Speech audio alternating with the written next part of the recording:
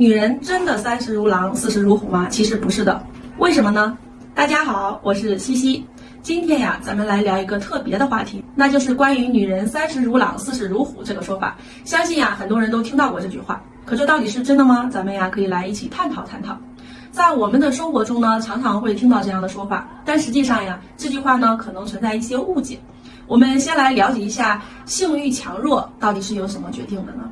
这里啊有一个关键因素，那就是睾酮素。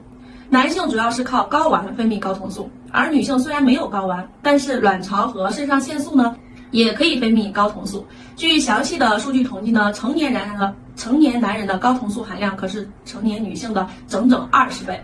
男性的睾酮素在20岁的时候呢会达到顶峰的状态，之后呀就会下降，但至少在30岁左右呢还能维持在一个比较高的水平。这也就能解释为什么很多年轻男人呀那么热衷于性生活了，都是睾酮素在起作用。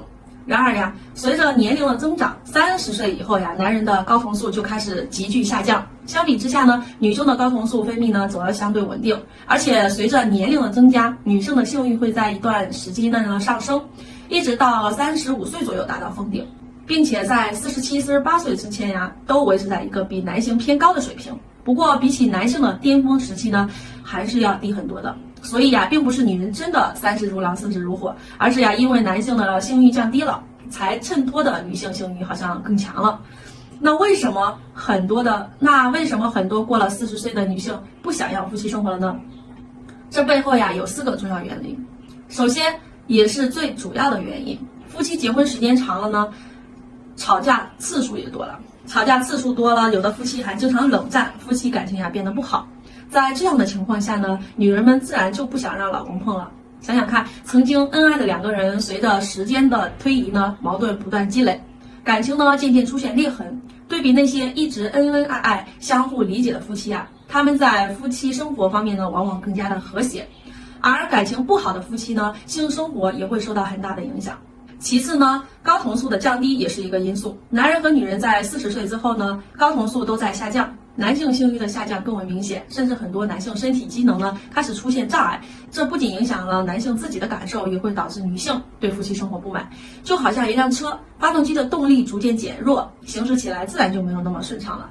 再者呢，雌性激素下降呢也是一个关键的问题，尤其是在更年期阶段，女性的雌激素下降会导致干涩、疼痛，快感体验也会降低。这就好比花朵失去了水分和养分，变得不再娇艳动人。而这种生理上的变化呀，是很难靠外力改变的。最后一个原因呢，也是完全可以扭转并且改变激素分泌的因素，那就是夫妻配合度。性学家肯威尔士的研究表明呢，男人往往把性当作解决生理需求的方式，而女人呢，更想要的是有情感投入的夫妻生活，要有温柔的前戏和亲密的情感对话。可是现实中呢，很多夫妻婚后没几年呀，男人在生活上对妻子的关系呢越来越少，对话除了一些琐碎的日常呀，几乎没有什么交心的时刻。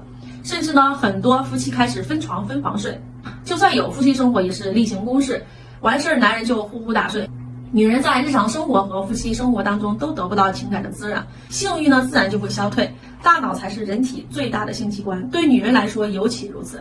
当女人感觉到自己被爱，大脑才会调动全部的感官来刺激激素的分泌，唤醒欲望。专门研究女性心理的专家艾瑞斯就说过，40、50岁之后的性生活可能给人带来一生最好的体验，因为这种不靠纯粹的本能驱动的性体验呢，会让夫妻之间形成自发的亲密的连接。所以啊，经营好夫妻关系呢，增加情感投入，才是夫妻最好的兴奋剂。夫妻之间要多沟通、多理解，减少争吵和冷战，让感情升温。男人呢，也要更加关心女人，不仅仅是在生活琐事上，更要在情感上给予支持和关爱，在夫妻生活中呢，多一些温柔的前戏和亲密的交流，让女人感受到被爱和被尊重。好了，今天就分享到这里，大家可以把自己的观点呢，在视频的下方留言告诉我。